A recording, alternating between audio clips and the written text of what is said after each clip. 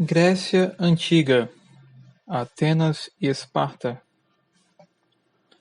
Então vamos começar a falar pelo período arcaico. Esta é uma época de hegemonia e imperialismo do mundo grego.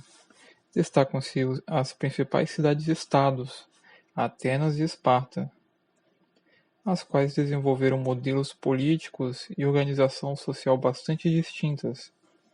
Enquanto Esparta tornou-se uma cidade altamente militarizada e oligárquica, Atenas destacou-se pela primazia da democracia aristocrática. É importante lembrar que o conceito de democracia entre os atenienses não se equivale ao que nós concebemos atualmente, pois tanto as mulheres como os escravos e os estrangeiros não possuíam o direito de participar das decisões políticas na polis. Na Atenas antiga, os únicos indivíduos a possuírem plenos direitos políticos eram os considerados cidadãos, ou seja, homens livres, filhos de pais atenienses e membros da classe aristocrática.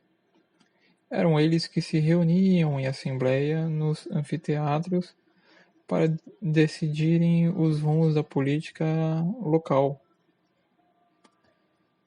Como era a vida em Esparta? Esparta foi uma das principais polis, cidades-estados da Grécia Antiga. Situava-se geograficamente na região sudeste da península do Peloponeso. Destacou-se no aspecto militar, pois foi fundada pelos dórios. Em Esparta, a sociedade era estamental, ou seja, dividida em camadas sociais onde havia pouca mobilidade. A sociedade estava composta da seguinte forma: Esparcíatas eram cidadãos de Esparta, filhos de mães e pais espartanos, haviam recebido educação espartana. Essa camada social era composta por políticos, integrantes do exército e ricos proprietários de terra. Só os esparcíatas tinham direito político. Já os habitantes das localidades no entorno de Esparta, também pertencentes à sociedade espartana, eram chamados períacos. Eram pequenos comerciantes e artesãos. Moravam na periferia da cidade e não possuíam direitos políticos. Não recebiam educação, porém tinham que combater no exército quando convocados. Eram obrigados a pagar impostos. Os escravos, ali chamados de holitas, eram conseguidos por meio das vitórias militares empreendidas pelas tropas espartanas. Levavam uma vida miserável, pois eram obrigados a trabalhar quase de graça nas terras dos esparcíatas. Não tinham direitos políticos e eram alvos de humilhações e massacres. Chegaram a organizar várias revoltas sociais em Esparta, combatidas com extrema violência pelo exército. Atenas foi fundada em homenagem a que chamam de a deusa da sabedoria. Os jônios construíram a Acrópole, que abrigava os edifícios públicos e o templo, numa colina. Na costa, eles construíram o porto do Pireu. Aos poucos, Atenas foi se tornando o principal centro dos jônios. Os atenienses experimentaram várias formas de governo até chegar a uma forma que eles chamaram de democracia. No início, os atenienses foram governados por um rei, cujo poder era limitado pelos eupátridas, os bem-nascidos.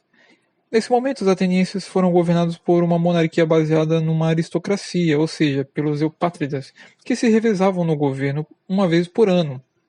Revoltas dos habitantes que não podiam participar do governo forçaram os governantes a escrever as leis, que só eram conhecidas pelos eupátridas. Drácon, um eupátrida, fez isso em 620 a.C. Ele redigiu leis que eram muito rígidas e que puniam todos os crimes com a morte. Os habitantes de Atenas não se conformaram. Fizeram outra revolta e chamaram Solon, outro eupátrida, para reformar as leis. Solon libertou todos aqueles que eram prisioneiros por dívidas, repartiu as terras que antes pertenciam apenas aos nobres, suavizou as leis de Drácon e incentivou a educação para todos os cidadãos. Para suprimir os privilégios dos nobres, ele dividiu a sociedade em 4 classes, de acordo com as riquezas que as pessoas tinham. Os que possuíam mais dinheiro e pagavam mais impostos tinham mais direitos políticos. O sistema não agradou a maioria das pessoas e Solo perdeu prestígio. Em 560 a.C., Pisístrato conseguiu tomar o poder. Começou assim o período de governo conhecido como tirania, assim chamado porque era um governo que não tinha origem legal. Pisístrato governou durante 50 anos, respeitando as leis de Solon e adotando várias medidas para proteger os atenienses pobres. Ele melhorou a agricultura, incentivou a colonização e protegeu as ciências e as artes. Atenas se tornou uma cidade muito bela. Em 508 a.C., o governo passou para as mãos de Clístenes. Ele dividiu a cidade em 100 distritos, que foram chamados de demos, habitados por todo tipo de gente, ricos e pobres, nobres e plebeus. Todos os atenienses livres pertenciam a um demo e tinham o direito de escolher os chefes. Os atenienses chamaram esse sistema de governo de democracia. A reforma de Clístenes criou os princípios da república. Esses princípios eram os seguintes: as leis nascem da vontade dos cidadãos, todos os cidadãos são iguais perante as leis, todos os cargos públicos são acessíveis aos cidadãos que respeitam as leis, e os atenienses contavam com várias instituições, por meio das quais a república se sustentava. Por exemplo, o Senado estudava as leis que seriam propostas aos cidadãos e cuidava das relações com as outras regiões. Os membros do Senado eram escolhidos pelos demos. A Eclésia, Assembleia Popular, era a instituição mais importante, da qual todos os cidadãos participavam.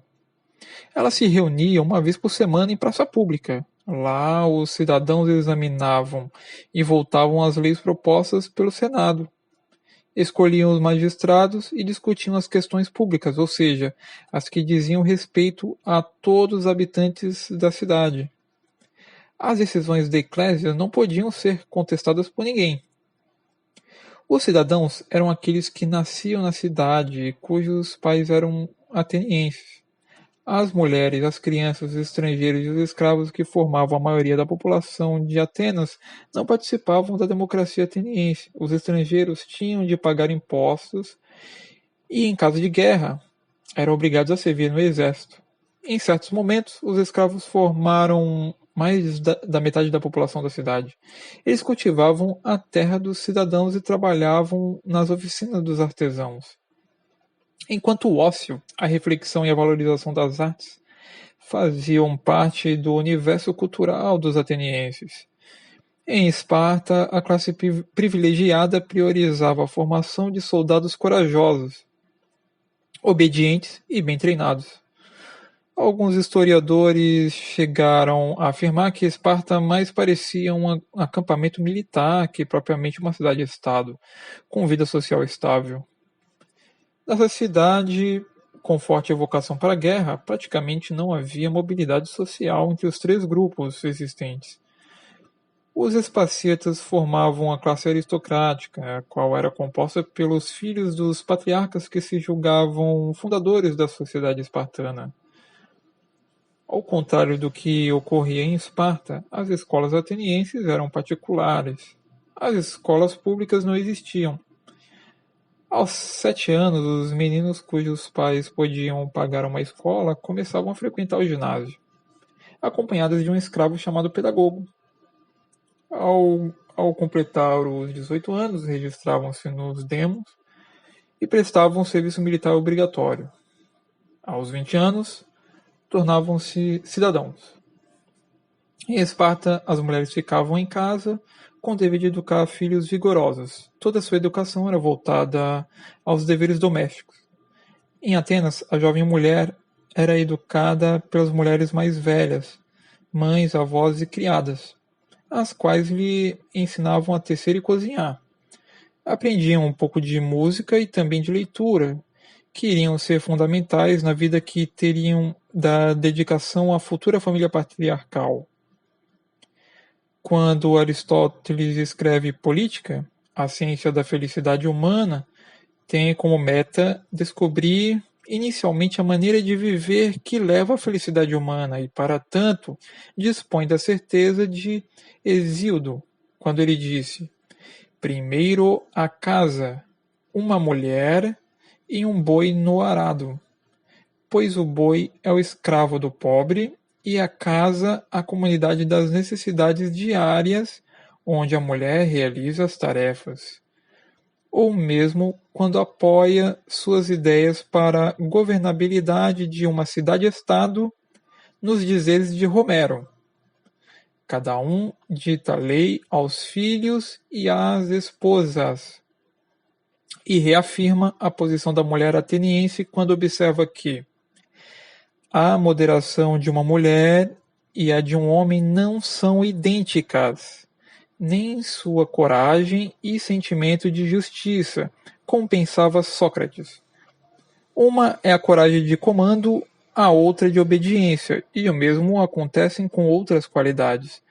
Portanto, como podemos observar, o papel da mulher na antiguidade era reservado aos afazeres domésticos e educada para ser dócil.